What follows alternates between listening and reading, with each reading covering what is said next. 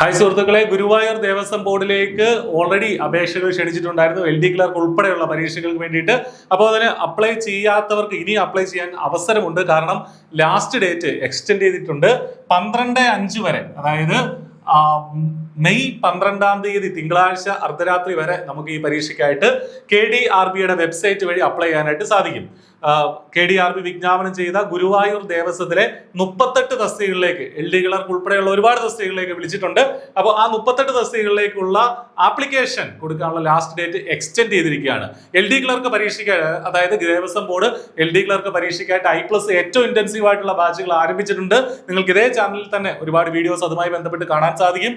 Syllabus analysis ഉൾപ്പെടെയുള്ള കാര്യങ്ങൾ, അതുപോലെ തന്നെ ടോപ്പിക് ഡിസ്കഷൻസ് ഒക്കെ നമ്മൾ കണ്ടക്ട് ചെയ്യുന്നുണ്ട്. I+ന്റെ കോഴ്സിൽ ഇപ്പോൾ നിങ്ങൾക്ക് വളരെ ചെറിയ ഫീസിൽ എൻറോൾ ചെയ്യാനായിട്ട് സാധിക്കും. അപ്പോൾ ലാസ്റ്റ് ഡേറ്റ് 12-ാം തീയതി മെയ് 12 വരെ എക്സ്റ്റെൻഡ് ചെയ്തു. ഇത് ഓൺലൈനായിട്ട് കേരള ദേവസ്വം റിക്രൂട്ട്മെന്റ് ബോർഡിന്റെ വെബ്സൈറ്റ് വഴിയാണ് അപ്ലൈ ചെയ്യേണ്ടത് എന്നുള്ള കാര്യം മനസ്സിലാക്കുക. KDRBയുടെ വെബ്സൈറ്റ് വഴി നിശ്ചിത യോഗ്യതയുള്ള ഉദ്യോഗാർത്ഥികൾക്ക്, ഹിന്ദു ഉദ്യോഗാർത്ഥികൾക്ക് വളരെ കൃത്യമായിട്ട് അപ്ലൈ ചെയ്യാൻ പറ്റുന്ന ഏറ്റവും നല്ലൊരു അവസരം തന്നെയാണ്.